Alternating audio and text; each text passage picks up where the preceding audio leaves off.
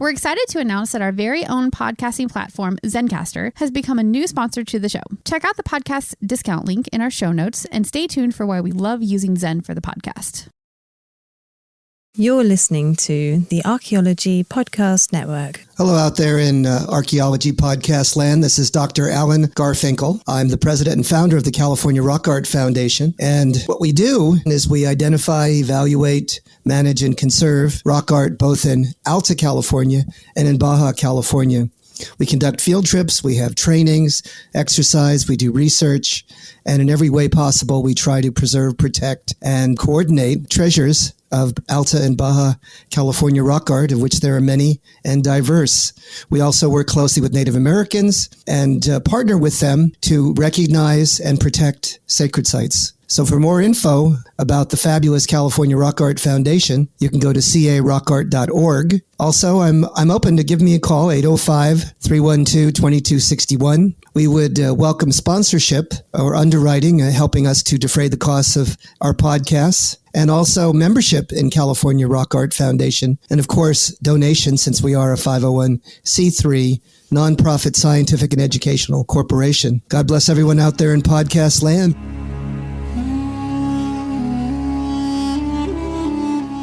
You're listening to the Rock Art Podcast. Join us every week for fascinating tales of rock art, adventure, and archaeology. Find our contact info in the show notes and send us your suggestions.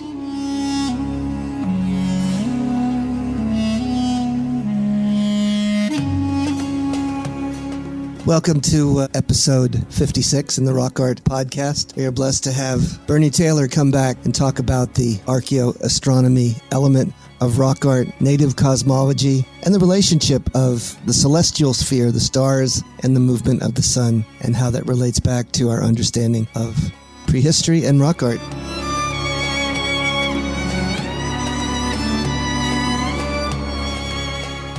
Well, hello out there in Archaeology Podcast land. This is your host, Dr. Alan Garfinkel, and we are blessed and honored to have Bernie Taylor back. He's been one of our most popular guest scholars, and he's a specialist in the area of what I call archaeoastronomy, or the celestial sphere, and how that relates back to indigenous or aboriginal people and their rock art and their cosmology and their religious perceptions. This will be an interesting adventure, and looking forward to it. Professor Bernard, how are you? Alan, thank you again for having me on the show. It was an absolute pleasure last time, and I hope we got some traction out there in podcast land.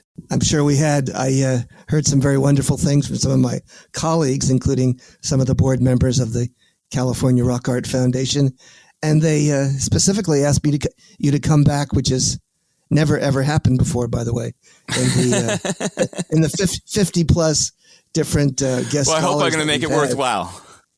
I think so. I think you're an interesting gentleman, and I think you have quite an interesting take on all things Aboriginal and relating to the cosmological realm and sort of the jump over there to the celestial sphere. That's a very interesting and endlessly engaging element, isn't it, Bernie? Absolutely. And today we're going to talk about something that some concepts and some people that I haven't spoken about in more than 100 podcast episodes that I've been on, and any Really? of the academic or popular presentations. Oh, that's fantastic. So This is an exclusive, Alan. well, I'm blessed and honored to have some exclusivity. You never know when that's going to come about, do you, Bern? You never know that. Well, it's an exclusive for you, but most of the tribes in the Columbia Basin know this story. Okay. Well, see, who knew, right? Can't Who dance. knew? Yeah, the tribes knew. The tribes knew. So the key, there's a key name out there, and this name, I believe, defines at least Pacific Northwest rock art, if not the entire West Coast. And this name is Chief Tommy Cuny Thompson. Have you ever heard that before, besides the pre to the show when I brought it up? Absolutely not. Not Absolutely a word. not. Well, I met the ghost of Tommy Cuny Thompson probably about 18 years ago, and I was giving a presentation to the Umatilla Tribal Council. which is, and geographically think of like Pendleton, Oregon. Okay. And the tribes would be just happy with that because they participate in the rodeo, the Pendleton rodeo. And I given this presentation about my biological time hypothesis and the native knowledge, we spoke earlier about the timing of the salmon and the moon and the sun and the observations and their calendars, all that sort of stuff. And I'm about 20 minutes into it. And then they start talking among themselves. Mm-hmm. And now to put this tribe into perspective, this is the Umatilla, a very powerful spiritual and political tribe. This was a tribe that was standing in the way of science to do a DNA study of Kennewick Man. Remember Kennewick Man? About 25 years ago. And anthropologists from Smithsonian believe that Kennewick Man wasn't so-called Mongoloid, but rather Caucasoid. And they made up a mock-up of him that looked exactly like Patrick Stewart, the Star Trek actor who didn't go to space. Mm-hmm. And so it got out there in the press that there's this Caucasoid that was there first, and that quickly changed over to Caucasian, and hate groups got behind it. And this was played out in the media. We've all heard the story. And in the end, it was about 8 years ago, they all went off to Denmark to do a DNA test. And the people from the tribe were the same as around this tribal council. Mm-hmm. And the tribal leaders took their blood tests, for DNA, and they drilled into the skull of their ancient one to determine if in fact it was of the native or the so-called Caucasoid people that the anthropologists were saying came from somewhere in Southeast Asia and had some descendant off of the native people off the coast of Japan as well. And long story short is that it was 100% the DNA of the Native Americans, especially from that area. They won in the courts and they went home and they were able to bury the remains after like a 10-year saga in both the courts and other places and in the media related to these hate groups. So this is a very powerful group. So I'm giving this presentation to Tribal Council and they stop and they look at each other and they start having a conversation in their own language that I understand nothing of, as if I'm not even in the room. There's probably about 12 at the council. And then there's two things that I can understand. One is Tommy Thompson and why didn't he tell us? And that set off this mystery for me because afterwards I asked, well, who's Tommy Thompson and what did what did he not tell you? So I asked afterwards, after I finished my presentation, and no one would give me the answer. But they did invite me to give a presentation to their tribal school. So high school level, which I did come back and do. So I went home and I researched Tommy Cuny Thompson. Tommy Cuny Thompson was born in the 1850s, 1860s or so. It's hard to tell because, people dated themselves differently back when. He was the nephew of one of the great tribal leaders who signed the treaty, which dealt with the Confederation of the Tribes in the Columbia Basin. He became a great chief as a hereditary line of his uncle. Okay. And Tommy Cuny Thompson, shortly after he became a chief, he's like 20 or so, he carves a bird. And he puts this bird on top of a pole in front of the longhouse at Celilo Village. Now, Celilo Village is now underwater as the building of the Dalles Dam. It flooded that whole area. But when that Celilo Village was down by the river, there was a straight view from the longhouse through that pole with the bird on top, directly eastern upriver. Mm-hmm. The Columbia River at that point runs east to west. So you're saying that there was an individual who was a tribal leader, correct? Yes. Is that correct? He was the tribal leader. He was the last great chief. So he was a great chief. And then there was some sort of a corridor in a structure? So there was along what is now flooded on the Columbia River, there was a longhouse, and it's been replaced up higher up on the cliff. But we'll get to that. So there's a longhouse, and if you walked out of the door of a longhouse, or if you took off, there was a top of the longhouse that looked east. It was called a celestrum, and if you took off the top of that during ceremonies, you could see directly eastern up the river. And Tommy Thompson, every morning before the sun rose, he would get out there and he would look at the stars and he would look at the rising of the sun. And they had different one or two planets they saw as stars. He prophesized based on the orientation of all these things, what would happen in his world. What he's really doing, he's reciting the calendar, his biological lunar calendar of the animals. Tommy Thompson wouldn't say it that way. He would say, I'm listening to the great Almighty through the bird on top of the pole as is expressed through the sky, the night sky behind the bird. They were probably... No, Tommy Thompson was, not they. There's only one person here. No, so Tommy Thompson is the chief. So in turn, it sounds like to me that this indigenous group may have had a totemic element to their cosmology. Am I correct or no? Maybe. Well, Tommy Thompson. So the bird is the highest flying, of course, the highest flight of animals until we got on airplanes, and it wasn't totemic per se because they. We'll go down this later. They worked with other birds and other animals. So this was his spiritual animal that spoke to him through the night sky. Now, how do I know all this? Okay. Well, first of all, some of it's in anthropological literature, but second of all, is a friend of mine is the second following Tommy Thompson spiritual leader. Mm-hmm. And he explained all this to me. And he was the second nephew of his brother was the one who was supposed to have this line, become this spiritual leader. His brother didn't step up to the plate, and he became the spiritual leader. And every Native American in the Columbia Basin knows who this person is. I'm not going to say his name, but they all know who he is. He runs all the ceremonies. Okay. So what happened was the building of the Dalles Dam, which flooded the whole thing, and this was one of the most significant places in Western North America for Native Americans, because Salado Falls, if you've seen the pictures of it, is where the salmon used to jump, and the Indians fundamentally used to catch them at water level. Okay, mm-hmm. And so all one had to do was to be very successful in this part of the world was to have a net and be there at the right time of year. Gotcha. Okay. And how Tommy Thompson expressed this story to his people wasn't as I just said it to you, but rather he would tell that story of the Swallow Sisters and the coyote and the salmon, and that the salmon would succeed the swallows. That same story that every tribal member in the Columbia Basin who I asked, how do you know when the salmon are coming? They told that story. So when they asked the question at the tribal council, the Umatilla Tribal Council, and they said, why didn't he tell us? He did tell them. He told them the same way they were telling me, but they didn't make the connection between the story and the biological knowledge of the salmon or the lunar biology behavior of the salmon. That's what was missing from the story. The salmon succeeded the swallows as part of a similar migration pattern tied by the same elements. I gave the same presentation to the tribal high school, and I integrated the Tommy CUNY Thompson stuff and explained that Tommy Thompson had it all along.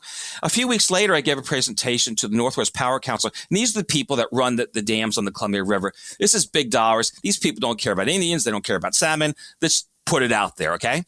And I gave this presentation to this power council, and there was power people, there were biologists, and I don't remember if there are Native Americans there. They have their own forums. And at the end of the presentation, this power manager, he has huge Rolex, gold Rolex on his arm. He just slams it on the table and he says, "The Indians had it all along." I'll never forget that moment. What does that mean? That the Indians had the knowledge of the timing of the salmon and how it could be best worked with the dams all along, but they didn't know they had it because it was in their cultural tradition and in the mythology rather in a biological basis that they could have expressed. So it was veiled. It was hidden, correct? Because Tommy CUNY Thompson, he told it the exact same way it was told to him. He followed the ritual. He got that out. Right, it's told through a story, correct? Through a myth of the coyote, the Swallow Sisters, and the sacred narrative. Yeah. Now, why was he looking at the horizon and examining that pole you had alluded to?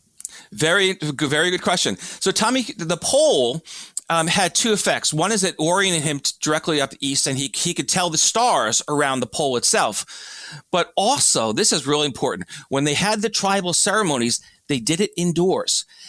And at different times of the day, and the pole was a sundial, was lining off certain the pole outside of the longhouse was a sundial that lined against internal poles that told them time of day and time of year. And each one of those had a specific name that fell into, let's call it their spirituality.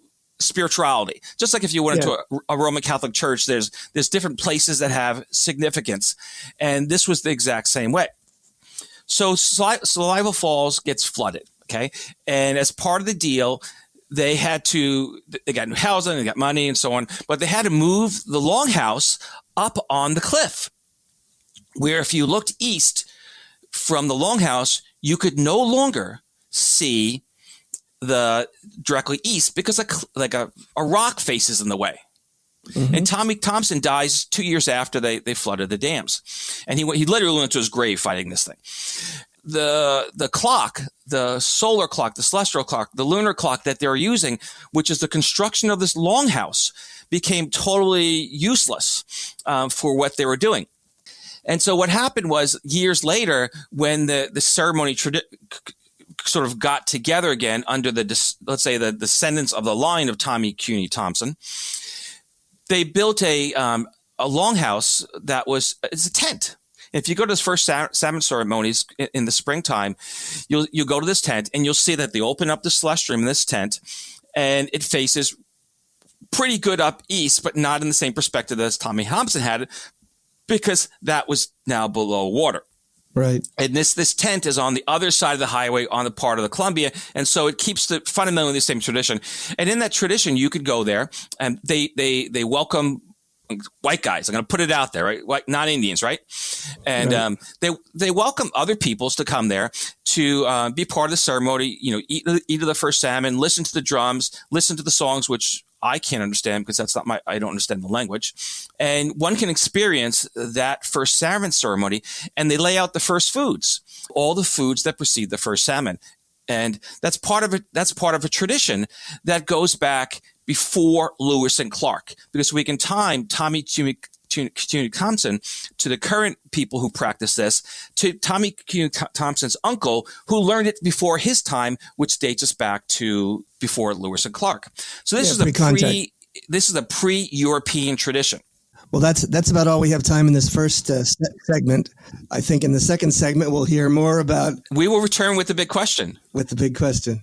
Thank you. Fascinating. See you in the flip-flop, gang. Chris Webster here for the Archaeology Podcast Network. We strive for high-quality interviews and content so you can find information on any topic in archaeology from around the world. One way we do that is by recording interviews with our hosts and guests located in many parts of the world all at once. We do that through the use of Zencastr. That's Zencastr.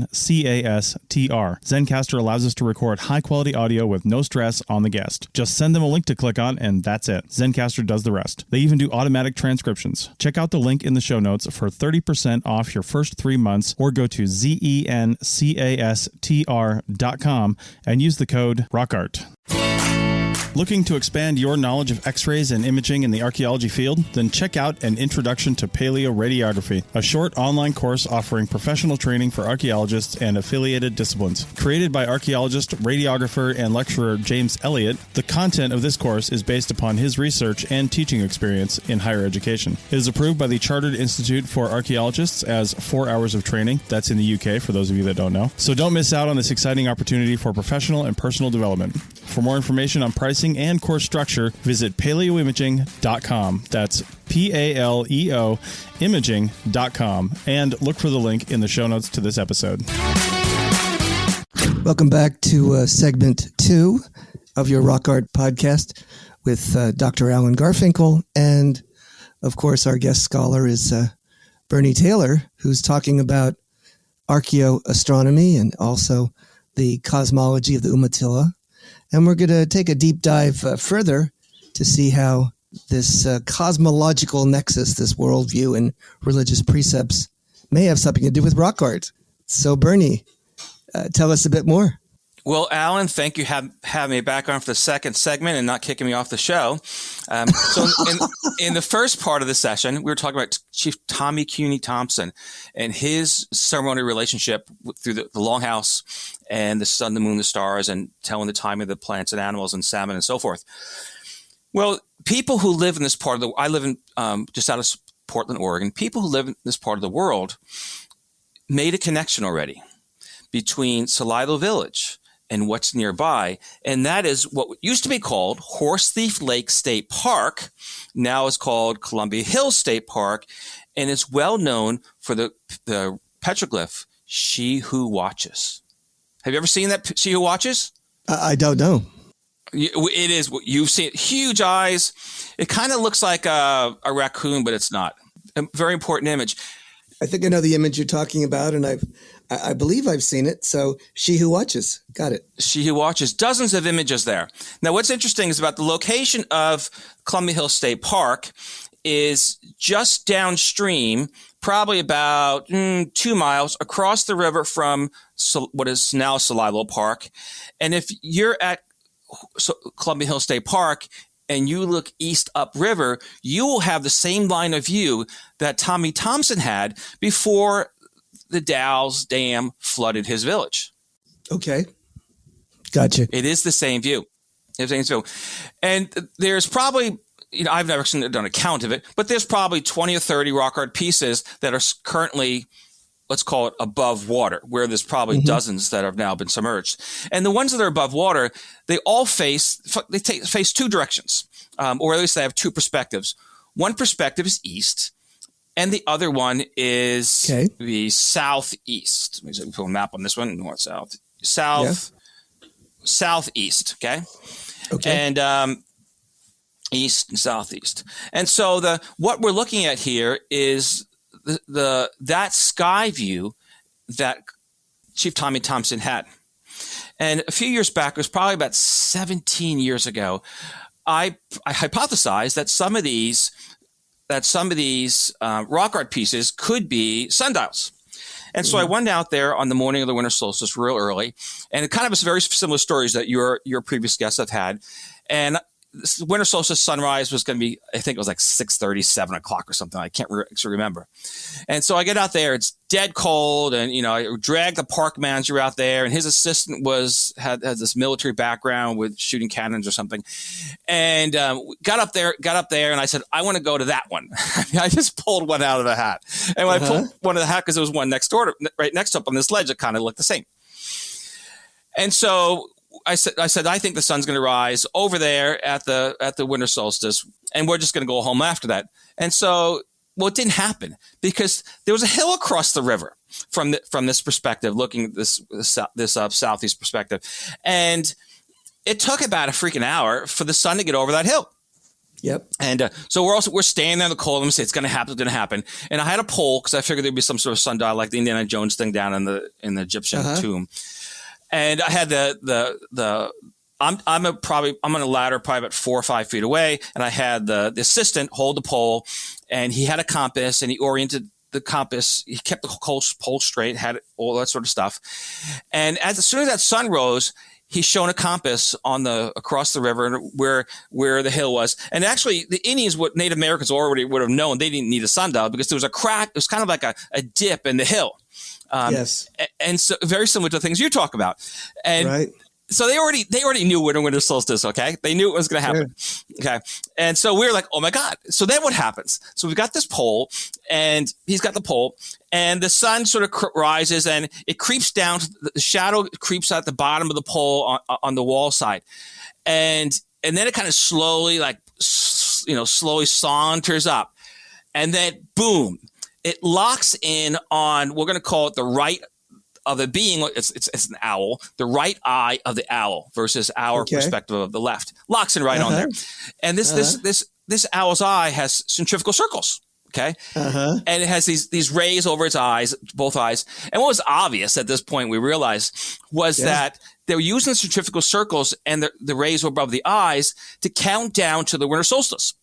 So, and if you look at the percent, if one can actually, we didn't do it, go back to the equinoxes, but if you had gone to the left eye, you would have seen that left eye, if you put a pole in a slot in the ground, in the rock there, that would have hit off the equinoxes. Okay. And in both of these cases, in this case, there was actually like chiseled out in the stone holes to put the staff in. So I wasn't the first one to do this. Someone had done this a long time ago. Okay. So what we did was, quickly took photos of this, right? And this doesn't last very long. And there was one right next to it. He jumped over to that one. It was like 4 or 5 feet away. And this was an older one based on some characteristics. It had lichen all over it, part of it. And he right away pounces, puts the pole in the hole, boom. And he's got the shadow on that eye too. The shadow goes to what is the right eye of this character. Okay. So we have 2 holes in front of 2 figures that are obviously chiseled out in the rock in the base, and the shadow nails right against the right eye of both of them, and they both have those rays arc. Of course, the ray then becomes the sun. So what we're talking about here is viewing the winter solstice sunrise, correct? Yes, but not just the sunrise. We're viewing how they count it down to the sunrise. Through the centrifugal circles and the rays on top of the eyes. Right, but initially we're standing there above this particular glyph, correct? My assistant, the assistant park manager, is actually on the ledge, and I'm a few feet away from him on a ladder. Right, but you're on the ledge on the ladder. The ladder is leaning against the ledge. Yeah, exactly. Yes. Yeah. So you're there. So we're seeing this particular glyph, and we're seeing how when one is looking at that glyph or looking from that point of the glyph and looking at the horizon, first of all, that the sun comes up in a niche that would be, easily demarcated along the horizon for the winter solstice sunrise. Absolutely. Next, you're saying is you take that a step further, and if you're looking at this particular right eye of the image, it emphasizes that it's a concentric circle, and it has particular incising on it that relates to understanding the connection and the prediction and the association of when that event exactly occurs. Exactly. And you can look at the geometry of these 2 glyphs. You have this straight line down the center, let's call it this vertical line. And on each side, you have you have eyes, these centrifugal circles, and you have the rays coming across. That is a common glyph in the Columbia River Basin.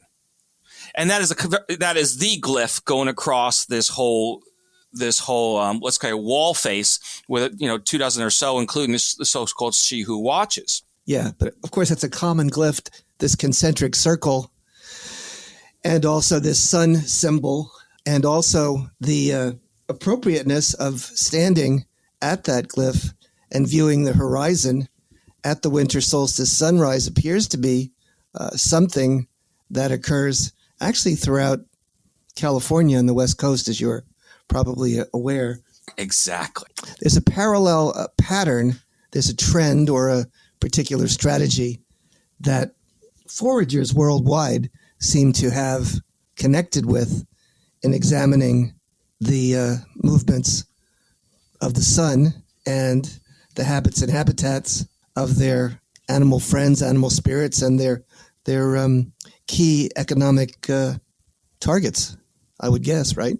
Exactly. Now, there's anthropological support for this as well. It's James Teat. How do you pronounce? Is it T-E-I-T? Is it pronounced Teat or Tate?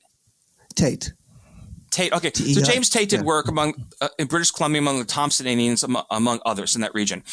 And he wrote about this. He said that the Thompson could tell the equinoxes and solstices based on marks on the walls.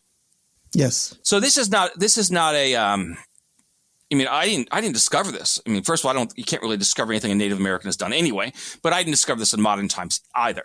And Tate also talked about this tradition of the nephew.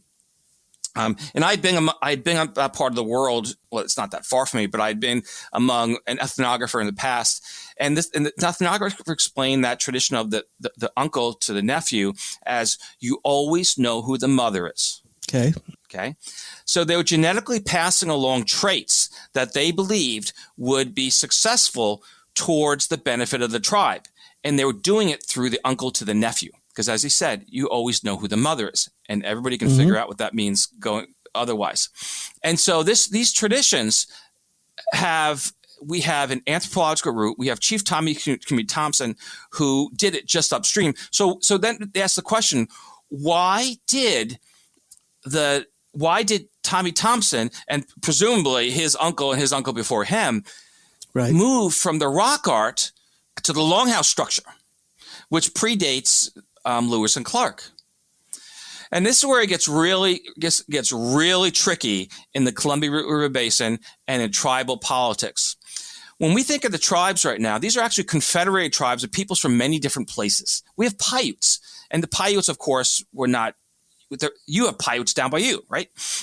Sure. So their people had come from many different places. They were said, "This is now your new home," and people have different traditions. Now, there's two. I believe that in recent times, the people that were originally there that made that rock art continued on their tradition, because there's a guy, and he goes by the name of Walking Stick. And until about 10, 15 years ago, he used to go out there and with his walking stick, and he had permission to go up to it's all fenced in now, but he had permission to go in because he was Native American. And he said, my people made these. And his name was actually Walking Stick. I mean, this is like a thing. And so we have a tradition of a person going there with a stick to go do what he does. Now, there's another point of reference, is that I was invited to we'll call it an Indian New Year. Okay, it's just that's what they call it. Okay, and it was at the winter solstice. Right. And I asked if there was somebody that was going to be there when I was there. Is this person going to be there? And they said and my contact said no. That group had their Indian New Year the day before. Okay. So how can two people? So you and I, we look at the winter solstice. We look at the calendar, right? We go online, Google winter solstice 2021. Why would somebody else have a winter solstice on another day? It's because they had a different calendar. And I was told by my contact that this clan per se would go up to the hills, and they with a stick, to put the stick in the rocks, and that they didn't know anything would happen. My contact knew nothing about it besides that. But they had it's somewhere in those hills, they had some sort of a winter solstice sundial. It could have been against the glyph, I don't know, but they had a winter solstice sundial, and it told them that how they measure it, the winter solstice was a day earlier. And so they had their winter solstice party the day before, and perhaps the right day. Well, let me stop for a moment here and ask you a few questions. Now, I've looked at an archaeoastronomical site called Mary's Cave. I think we mentioned it last time. Okay. And there was an astronomer that spent the better part of a couple of decades studying that spot. He claimed that there's a way to sort of analyze this and examine the relationships from the horizon, and actually to predict or retrodict exactly prehistorically what period of time that alignment would be taking place. Plus, he had said that during the winter solstice sunrise, it's actually a 2 or 3 day window. Correct. Where the sun doesn't really move very much. Correct. The winter solstice means to stand still. Ah, okay. Interesting. And I didn't know that. That's nice to nice to give me that piece of information. That's a winter solstice. The solstice means stand still. Yeah. Stand still. Okay. So I can be the great prophet, and I can make the sun stand still. Right. So I've only experienced that standstill literally once in my life when I went to the far Southern Sierra, and I went to this solstice site that depicts the sun in a painting coming up behind it with the rays coming up. It's at the highest mountain, Owens Peak in the far Southern Sierra. And when you go there and stand in front of this huge split boulder on the winter solstice sunrise at precisely about 7:30, 7:35, the sun comes up and sits on the peak, on top of the peak, and there it is. So what you're saying is that a winter solstice sundial is completely worthless to tell the winter solstice. And I'm in agreement with you that. I'm 100% in agreement with it. That's why they counted the rays and the centrifugal circles to get there. No. Why is it useless? It's worth, because you can't tell from one day to the next whether it's a solstice. The only way you can tell the solstice is to count in that direction from some earlier point. Yeah, exactly. Because on the painting itself, several paintings amongst this particular group, you can see that they are counting. It's a big long line with a number of different hash marks, and in fact that they are counting or accumulating so that they can, of course, precisely pin down when that winter solstice, I guess, is occurring. Am I correct or no? You are 100% correct. And so these glyphs around these winter solstice glyphs, they're all timing to the equinoxes and to the winter solstice. Yeah. So those are the other marks. And I'm going to give you a good example of this. And this is one that most people have never heard of. And I have Native American contact. We got to hold for segment 3. God bless you. We'll see you on the Flip Flop Gang, and we'll hear more from Bernie on the implications of all this. Thank you.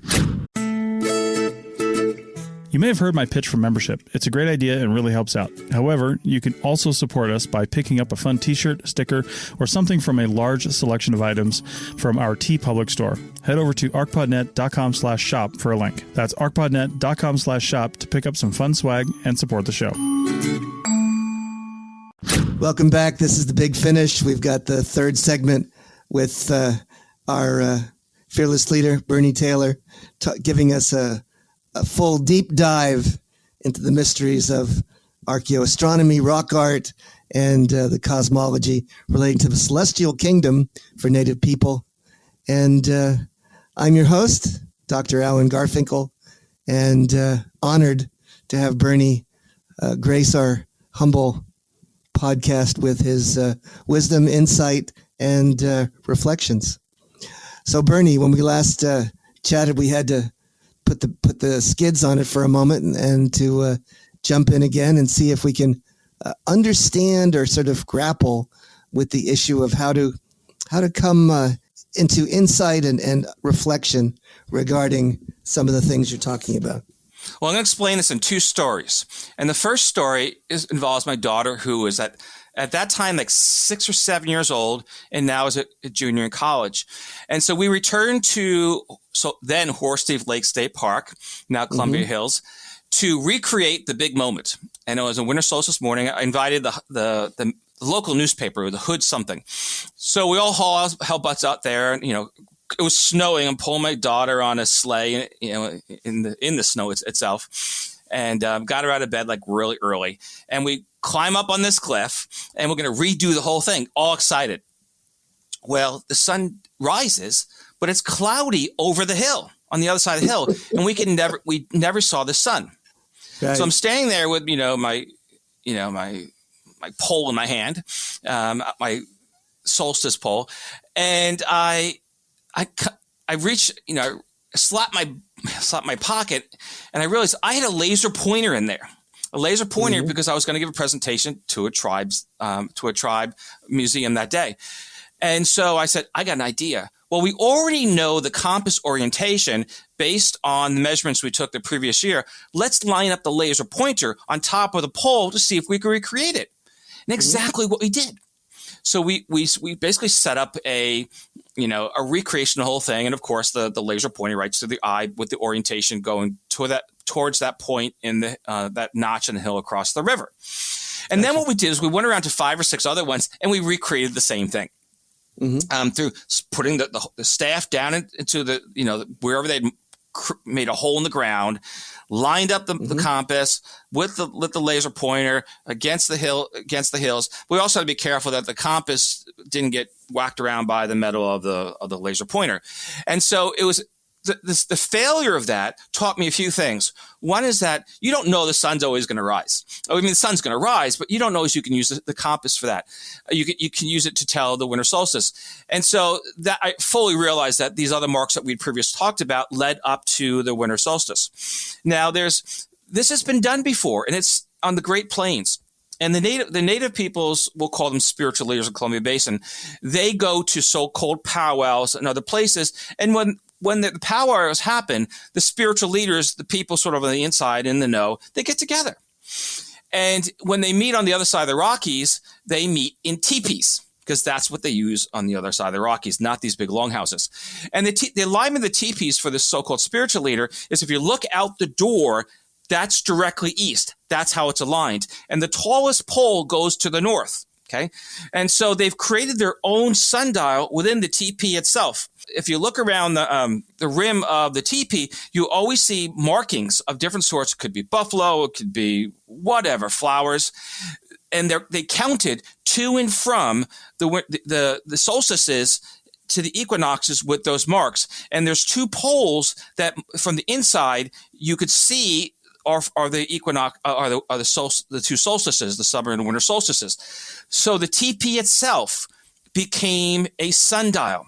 Now, my friend who told me this, tribal spiritual leader, he joked to me, he says, the Indians that know what they're doing are the ones that align that tall pole towards the North Star, the pole star, whereas the other Indians orient their teepees towards the road, just like we do in our modern times. And he was saying that in jest because there's no reason for them to be orienting their teepees to do these sort of spiritual things.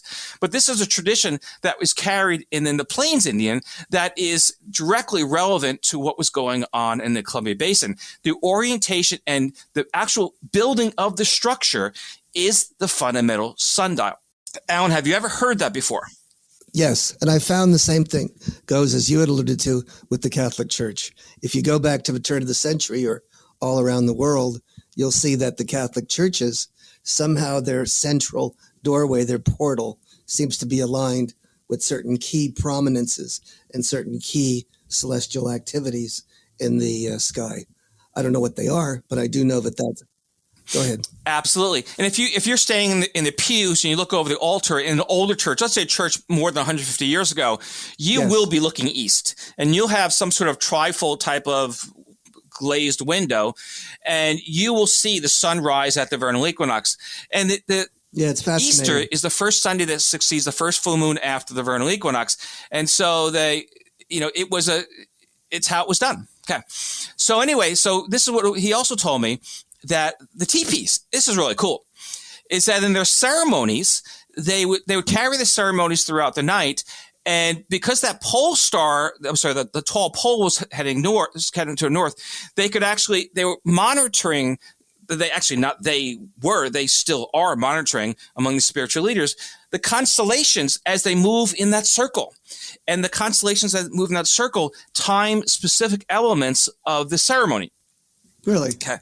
And so this is a tradition. This continues on. It's the real thing.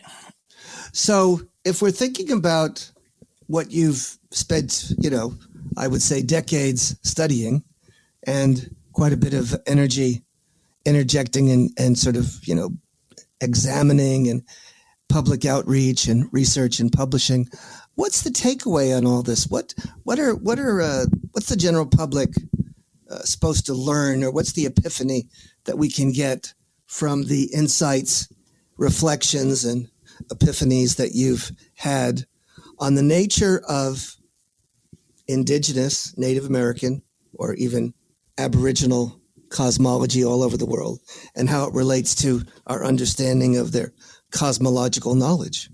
That's a good question. We look to the ancient Greeks and their Mediterranean predecessors in that world, in that time period. We looked at them as the source of Western knowledge, the source of science, modern civilization, and the whole thing. And the fact of the matter is, the columns that they built, that the roofs of their theaters and their great structures, the columns were all from hunter-gatherer peoples. The constellations, the knowledge of the sun and the moon, it all goes back to that one period. And people say, well, that's paganism and that's all that sort of stuff. I got a quote for you that you may have never read. And this is from Josephus. And Flavius Josephus lived about the time of Jesus Christ.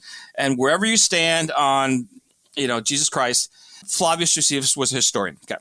And he wrote that how Abraham found the concept of the one God is that he looked at the movements of the suns, the moon, and the stars, and that reflected and influenced the animals and plants on our world.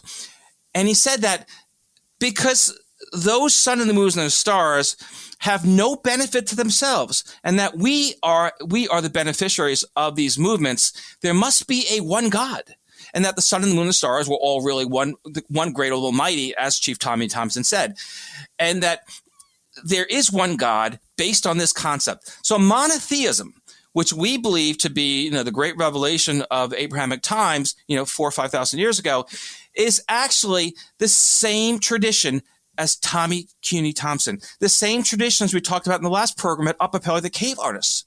We haven't changed. We just keep changing the stories. So in other words, what you're saying, I think, is that we hearken back to the ancient ones, call it the indigenous, the hunter-gatherers, the foragers, the native people, and their cosmology and their insights and wisdom regarding the relationship between the movements of the sun, the stars, the celestial world, the moon, and the behavior of animals, biota, on the planet. And that connection, that relationship, that set of remarkable connections, that tether, is an epiphany that sort of demonstrates the creator and the creation. How's that? That is absolutely great. And I want to give you an example to kind of pull this together at the end. Please. And I made a big mistake. You've seen Star Trek, right? And in Star Trek, there is one sort of great sin, one great no-no in the cosmos. Do you know what that is? I do not. You're never supposed to tell, let's call a not lower civilization, but a civilization that doesn't have the knowledge that you have, tell them how things work. They're supposed to figure it out for themselves. So my friend, he was telling me this. We went out, we were looking at the stars.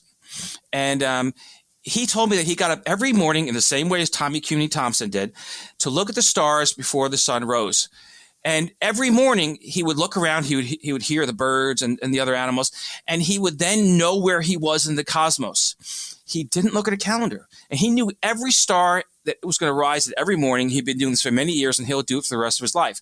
That is his spiritual tradition, and that the great Almighty, in the same way that Abraham received it, was giving him the message, in the same way that Chief Tommy Cuny Thompson received it through his bird. So I gave the great sin is I pulled out my astronomers have a wheel, and we could turn around the wheel, and we could see one day the next where the stars are going to be looking in any different direction. So I showed him my wheel, my star chart. He had never seen one. He had no idea that you could actually look a week ahead, 2 months ahead in the future, to see what the stars would be at any specific time. No clue. And you'd think that, someone in our modern world, the modern system, would know. He had absolutely no clue, because his training was that every day before the sun rises, the great Almighty will reveal the mystery to you, so that you will know what to do. So I showed him my star chart, and I gave it to him. And I probably took a great deal of mystery out of his life. I mean, I took a lot of mystery out of his life. But in these last two episodes that we've discussed, I've also probably taken a lot of mystery about hunter-gatherers and where we've come. And when you lose that mystery, in some ways you lose the excitement of it all. You lose the magic. What pops out of the hat. And my great regret in what I did with the biological time work and the timing of the salmon and all that, and in my work of the Upper Pale Cave art and timing it into the animals spiritually, is that I've taken this great mystery, this modern mystery about the ancient and prehistoric world. And we have now lost that. The stars have come in alignment, and we can see the future, and we can look for based on our past. And as I say, that is my one. While I perhaps have some scientific achievement or some revelation or re-revelation, I have at the same time lost the great mystery. Well, science and religion seems to be one of my passions throughout my life, and its relationship. And I have a feeling they go together very, very well. And I've never had a problem in terms of using one or understanding the other. As you are probably, I'm a passionately religious guy, and I see see the insights and the wisdom and the connections and the principles of religion espoused on the rocks and in the behavior and in the native sacred stories of the indigenous people, both ethnographically and going back literally thousands of years. So it is an interesting path to follow, isn't it? It's interesting until you lose the mystery. I've never lost the mystery, because I know that if you understand, or if you study, and if you recognize how that the supernatural enters into the into history, and how we have so many radical experiences that are still mysterious and supernatural, and don't understand the nature of indigenous cosmology. There's a heck of a lot of mystery yet to be unraveled. There's always more mystery. Of course there is. Yeah. And going back to the last program, I believe that the path is animism, to find those connections between who we are as well as people from our distant past. Oh, absolutely. Absolutely. There's so much to know now in the world of animism, shamanism, totemism, and our understanding of cognitive neuroscience or neurophysiology, or whatever you want to name it. That's really the cutting edge of where science is now going in terms of its interface with theology and religion. And I think things are moving towards much more of an interaction, an interactive element, than they are more disparately. And we're seeing that some of the most remarkable or interesting, what do you call them, modalities that are being used by cutting edge science to heal ourselves are those hearkening back to the ancient ways of the indigenous people. And I'm thinking about the altered states of consciousness and the use of other sorts of ethnobotanicals and other ways to reach sort of a spiritual realm and connect with your higher power and the powers or trends or sort of the magic of the cosmos. Bernie, God bless you. I appreciate your insights and wisdom. And gang, I'll see you next week on the Flip Flop. Take care.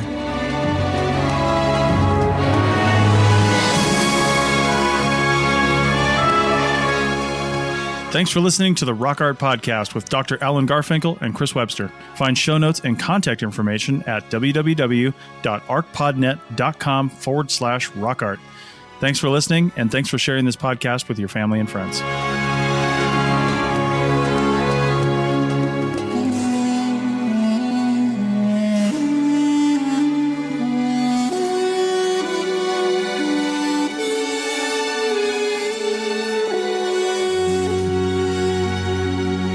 This episode was produced by Chris Webster from his RV traveling the United States, Tristan Boyle in Scotland, DigTech LLC, Cultural Media, and the Archaeology Podcast Network, and was edited by Chris Webster. This has been a presentation of the Archaeology Podcast Network. Visit us on the web for show notes and other podcasts at www.archpodnet.com. Contact us at chris@archaeologypodcastnetwork.com. Thanks again for listening to this episode and for supporting the Archaeology Podcast Network. If you want these shows to keep going, consider becoming a member for just $7.99 US a month.